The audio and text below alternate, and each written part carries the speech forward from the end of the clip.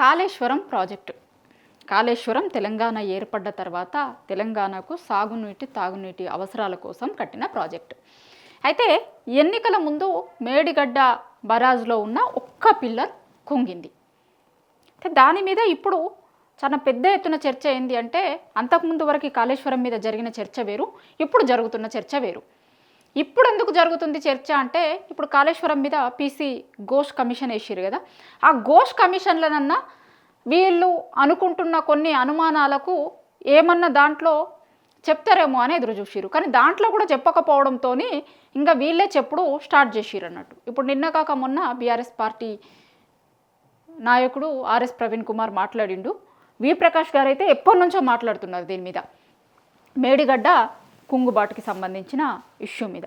అయితే ఇలా ఓ ఎడిటోరియల్ కూడా రాసిండు. దాంట్లోకి సంబంధించిన ఇష్యూస్ మీద చాలా పెద్ద ఎత్తున తెలంగాణలో చర్చ జరుగుతుంది. మళ్ళీ ఒక్కసారి కూడా ఆయనకు తెలిసిన విషయాలు చెప్పాలి అని రాసిండు. మెయిన్గా వాళ్ళు బ్లాస్టింగ్ చేసిర్రేమో అనే అనుమానాలను ఎందుకు లేవనెత్తుతున్నారు అనే దానికి ఆయన చాలా క్లారిటీగా అనుమానాలు ఏంది, ఎందుకు అనుమానాలు వస్తున్నాయి అనేది చెప్తున్నారు. ఇప్పటికే మనం చూసినాం, నేనే ఇంటర్వ్యూ చేసిన ఇదే వి ప్రకాష్ గారిని, ఆర్ఎస్ ప్రవీణ్ కుమార్ గారిని. అది కూడా మన ఛానల్లో ఉంది, వీడియోలు చూడుర్రి. ఇప్పుడు ఆడ సాయంత్రం శబ్దం వినిపించిన తర్వాత, అంటే ఆ మేడిగడ్డ బరాజ్లో ఒక పిల్లర్ గుంగింది కదా, ఆ రోజు శబ్దం వినిపించిన రోజు అక్కడ ఉన్న ఇంజనీరు కంప్లైంట్ ఇచ్చిండు. ఏమని ఇచ్చిండు, ఏదో చాలా పెద్ద సౌండ్తోని వినిపించింది మాకు, దీని మీద ఇన్వెస్టిగేట్ చెయ్యిర్రి అనేది చేసిర్రు. అది ఎఫ్ఐఆర్ నమోదైంది. కానీ ఆ ఎఫ్ఐఆర్ మీద ఈ రోజు వరకు ఎట్లాంటి ఇన్వెస్టిగేషన్ జరగలే. ఇప్పుడు కాళేశ్వరం మీద ఎన్డీఎస్ఏ రిపోర్ట్ ఇచ్చింది, దాంట్లో దీని గురించి ఏం లేదు. దాని తర్వాత విజిలెన్స్ ఎంక్వైరీ వేసిరు, దాంట్లో కూడా దీని గురించి ఏం లేదు. ఘోష్ కమిషన్ వేసిరు, దాంట్లో కూడా కనీసం ఒక ఇంజనీర్ ఒక కంప్లైంట్ ఇచ్చిండు ఇది జరిగిన రోజు అని, చిన్న విషయాన్ని కూడా దాంట్లో చెప్పలేదు అనేది ఇప్పుడు బీఆర్ఎస్ నాయకులు చెప్తున్న మాట. ఎందుకు అంటే, ఇప్పుడు ఆ కమిషన్ రిపోర్ట్ మొత్తం బయటకు వస్తే తెలుస్తుండే, కానీ 60 పేజీలే బయటకు వచ్చినాయి. ఎట్లాంటివి వచ్చినాయి మనందరం కూడా చూసినాం కదా. కావాలనుకున్నాయి, వాళ్ళు ఏదో ప్రాపగండా చేయాలి అనుకున్న పేజీలను బయటపెట్టిరు. వాళ్ళకు కావాల్సిన ఛానళ్లకు ముందు లీక్ ఇచ్చిరు. క్యాబినెట్ కంటే ముందు కూడా టీవీ ఛానళ్ళ ముందుకు ఎట్లొచ్చినాయి కాళేశ్వరం మీద వేసిన కమిషన్ రిపోర్టు అనేది కూడా ఇంకొక చర్చ నడుస్తుంది. అయితే వి ప్రకాష్ గారు మాత్రం ఏదో అన్నమా చేసినమా అని కాకుండా ఆయనకు ఉన్న అనుమానాలు ఏంది, దానికి బలం ఏంది, నాకెందుకు అనిపిస్తుంది. ఇప్పుడు నాకు ఏదన్నా ఒక ఇన్సిడెంట్ అనిపించింది అనుకోండి, దానికి మనం ఏదో ఒకటి చెప్తాం కదా, నాకెందుకు ఇట్లా అనిపిస్తుంది అంటే ఒగ్గి పలానా జరిగింది, అందుకోసం ఇది అవుతుందేమో అనుకుంటున్నాము అనేది ఒకటి మనం ఆలోచిస్తాం కదా. అట్లా ఇప్పుడు ఈయన చెప్తున్న ఈయన లేవనెత్తుతున్న కీలకమైన ప్రశ్నలు ఏవైతే ఉన్నాయో వాటి మీద నిజంగా తెలంగాణ సమాజంలో చర్చ జరగాలి. ఎందుకంటే మనం చూసినాం ఘోష్ కమిషన్ రిపోర్ట్ని కూడా ఎట్లా ఇప్పుడు చూస్తున్నాం కదా, కాంగ్రెస్ సొంత ప్రయోజనాల కోసం ఎట్లా వాడుకుంటుంది, ఊరూరా వంచుతాము అని అంటున్నారు, ఇంకొకటి రకరకాల పుకార్లు వస్తున్నాయి. మరి నిజమేందో అనేది మళ్ళీ ప్రభుత్వం వాళ్ళే చెప్పాలి. కానీ అట్లాంటి వార్తలు వస్తున్న టైంలో ఈయన అడుగుతున్న ప్రశ్నలు ఏవైతే ఉన్నాయో అవి నిజంగా తెలంగాణలో ఉన్న వాళ్ళందరూ ఒకసారి ఆలోచించాలి. ఆయన చాలా వాటిని రాసిండు, కానీ ఆయనకున్న అనుమానాలలో మెయిన్గా ఉన్న అనుమానాలు, తెలంగాణ వైపు దిమ్మలు దెబ్బతిన్న 1వ బ్లాక్ నుంచి 4వ బ్లాక్ మధ్య కాకుండా దిమ్మలు సురక్షితంగా ఉన్న మహారాష్ట్ర వైపు ఎందుకు పియర్స్ కుంగాయి, పియర్స్ అంటే పిల్లర్స్ అంటారు, అట్లా పియర్స్ ఎందుకు కుంగినాయి అనేది ఆయనకున్న అనుమానం. అట్లనే నక్సలైట్లపైకి అనుమానం ఉంచేలాగా సిరోంచ జిల్లా వైపు ఉన్న 7వ బ్లాక్లో ఈ కుట్ర జరిగింది. ఎందుకంటే అటు దిక్కు అధికారులు సెక్యూరిటీ ఎవరు కూడా ఉండరు. ఎందుకంటే ఇది ఆ రోజు ఆ సౌండ్ వచ్చిన తర్వాత కూడా అక్కడ ఎవరు లేరు అధికారులు, వాళ్ళు ఎక్కడో 1-2 కిలోమీటర్ల దూరంలో ఉంటే అక్కడి వరకు సౌండ్ వినిపించింది అని ఆయన చెప్పినప్పుడు కూడా, ఆయన రాసినప్పుడు కూడా పిల్లర్ ఎక్కడో ఉంటే ఆయనకు సౌండ్ వచ్చింది, ఆయన ఉన్నది చాలా దూరంగా. ఆయన పోయి కంప్లైంట్ ఇచ్చిండు, దగ్గర ఉన్న మహాదేవ్పూర్ పోలీస్ స్టేషన్లో కంప్లైంట్ ఇచ్చిరు కదా ఇంజనీర్, అదంతా మనకు తెలుసు.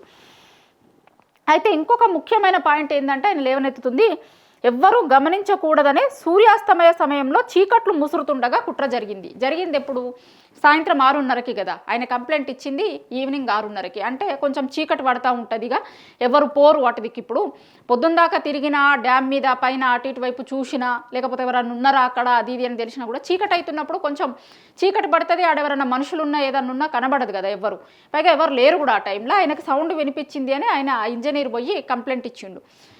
చీకటి పడుతున్న టైంలోనే ఎందుకు ఎంచుకున్నారు దీన్ని అని అంటారు. నిజంగా టైం కూడా చాలా వాల్యుబుల్. ఎప్పుడైనా సరే ఏదన్నా జరిగినప్పుడు ఏ టైంకి జరిగింది ఏంది అనేది ఇన్వెస్టిగేషన్లో చాలా కీలకమైన రోల్ పోషిస్తుంది. సో అట్లా ఈవినింగ్ టైంలో ఎందుకు జరిగింది అని. అట్లనే ఇంకొకటి ఏంటి అంటే ఎన్నికల షెడ్యూల్ అక్టోబర్ 9న విడుదలైంది. అప్పుడు ఏమవుతుంది అంటే పాలన యంత్రాంగం మొత్తం కేసీఆర్ చేతుల నుంచి ఎలక్షన్ కమిషన్ చేతుల్లోకి పోతుంది. ఇది ముఖ్యమైనది. వీళ్ళు చెప్తున్న దాంట్లో ఏంటి అంటే ఇప్పుడు చాలామంది ఏమంటున్నారంటే తెలిసి తెలియక అప్పుడుంది బీఆర్ఎస్ గవర్నమెంటే కదా, మరి కేసీఆర్ గారు ఎందుకు చేయలేదు, దీని మీద ఇన్వెస్టిగేషన్ ఎందుకు చేయలేదు, అది ఇది అని ఒక వాదన వినిపిస్తుంది. మీరు కూడా వినుంటారు. అప్పుడు ఎన్నికల షెడ్యూల్ వచ్చిన తర్వాత ఏమవుతుంది, కేసీఆర్ గారి చేతిలో ఉండదు పాలన, మొత్తం కూడా ఎలక్షన్ కమిషన్ చేతులలోకి పోతుంది. ఎస్పీలు కానీ ఇంకొకరు ఎవరైనా సరే పోలీస్ అధికారులు, జిల్లా యంత్రాంగం, అధికార యంత్రాంగం మొత్తం కూడా ఎలక్షన్ కమిషన్ చేతులలోకి పోతుంది. వీళ్ళ చేతులలో ఏముండదు.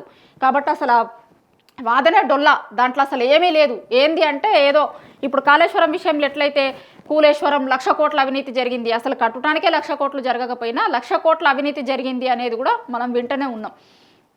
బీఆర్ఎస్ నాయకులు కూడా ఒప్పుకున్నారు, వాళ్ళు చేసిన ఫేక్ ప్రాపగండాని మేము తిప్పి కొట్టలేకపోయినాము అనేది చెప్తారు కదా. అట్లా 1,00,000 కోట్లు అని వాళ్ళు సంవత్సరాలు చెప్పారు.